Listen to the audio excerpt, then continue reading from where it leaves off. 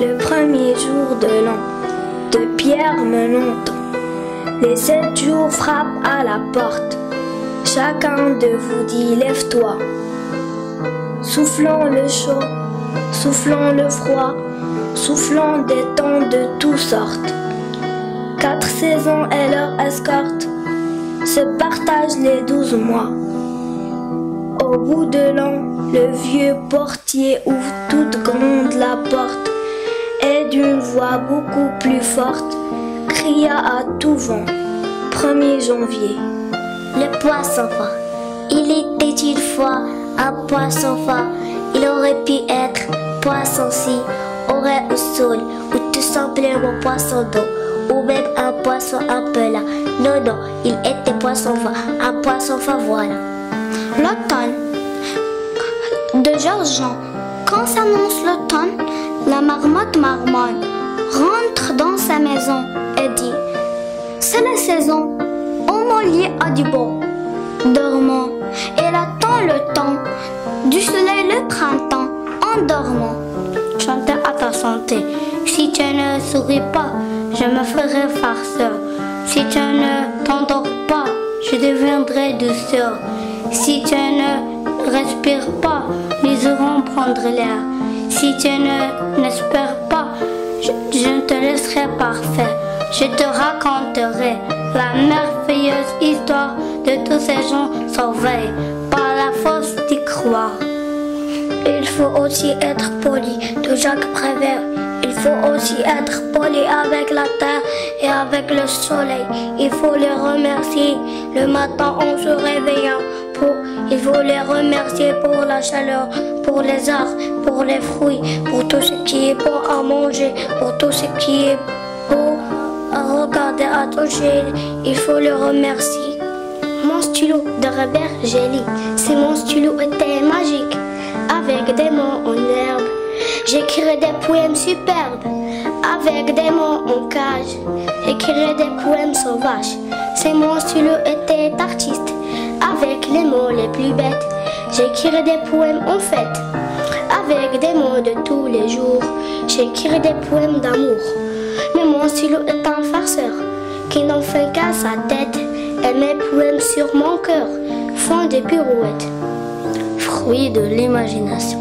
Si tu t'imagines voyager autour du monde, si tu t'imagines que le temps attend les gens, si tu t'imagines que l'argent tombe du ciel, si tu t'imagines milliardaire, si tu t'imagines les phares de nuages dans le ciel, si tu t'imagines être un nuage de fleurs, si tu t'imagines que la neige c'est de la magie, si tu t'imagines connaître l'amour, si tu t'imagines que tu n'as que des défauts, tu te trompes. Si tu t'imagines immortel, alors ce sont les fruits de l'imagination.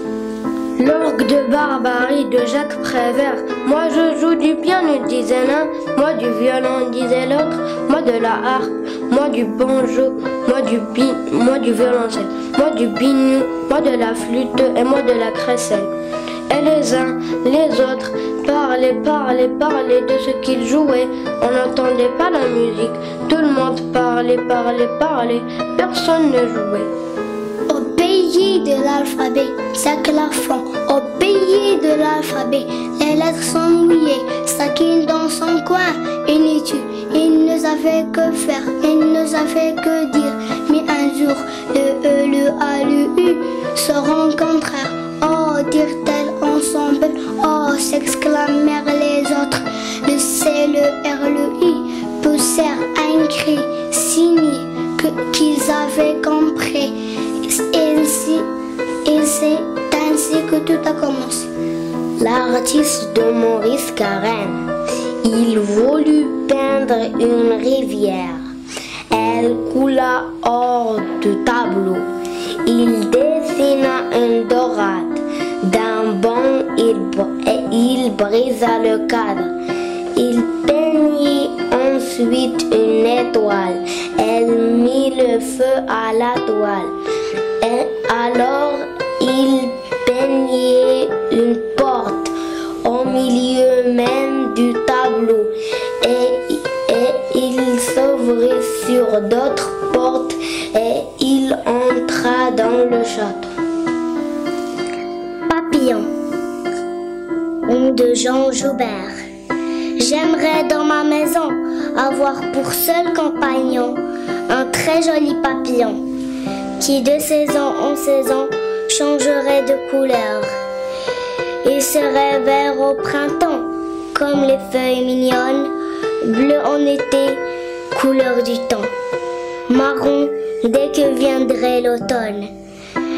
Dans les mois d'hiver tout blanc, parfois pour la fantaisie, rose-violet, mauve ou gris, mais jamais le papillon noir de l'ennui et du désespoir. Les deux sorcières de Corinne Albo, deux sorcières en colère, se battaient pour un balai. C'est le mien, dit la première.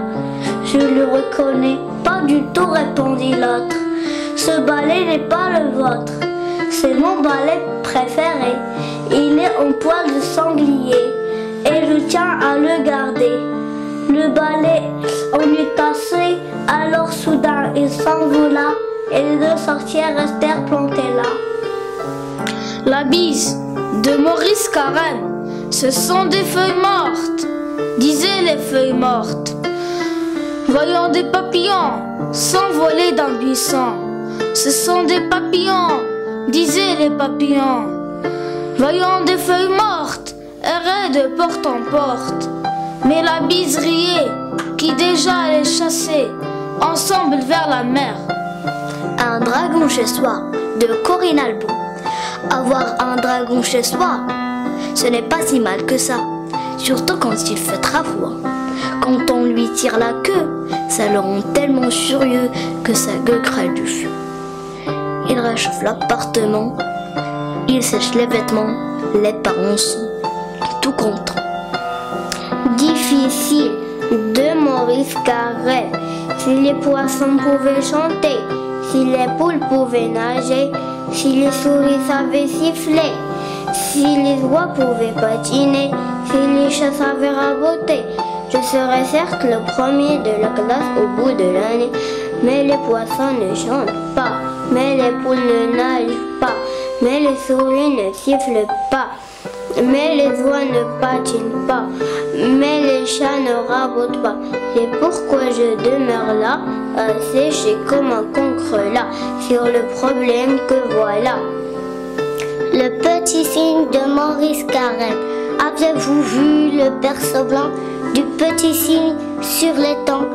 Berceau de verre, berceau de plume, que l'eau berce comme la lune. Oui, ce berceau qui se balance, blanc sur des palmes de silence, et qui avance et qui recule sur l'eau couleur renoncule, et qui flotte sur des étoiles en dérivant comme des voiles. L'avez-vous vu, ce berceau blanc, et le petit cygne dedans, versé, balancé, avançant, les yeux mi-clos, le bec au vent, heureux, heureux, comme un enfant sur le dos blanc de sa maman. Pour dessiner un bonhomme de Maurice Carême, de petits ronds dans un grand rond, pour le nez un trait droit et lent, une cour dessous la bouche, et pour chaque oreille une boucle. Sous le beau rond un autre rond, plus grand encore et plus blanc. On peut y mettre des boutons, quelques gros points y suffiront, de drap vers l'air pour les bras, grands, ouverts en signe de joie, et puis des jambes dans le bas, qu'elle puisse aller où il voudra. Et voici un joli bonhomme, rond et dodu comme une pomme, qui rit d'être si vite né et de danser sur mon papier.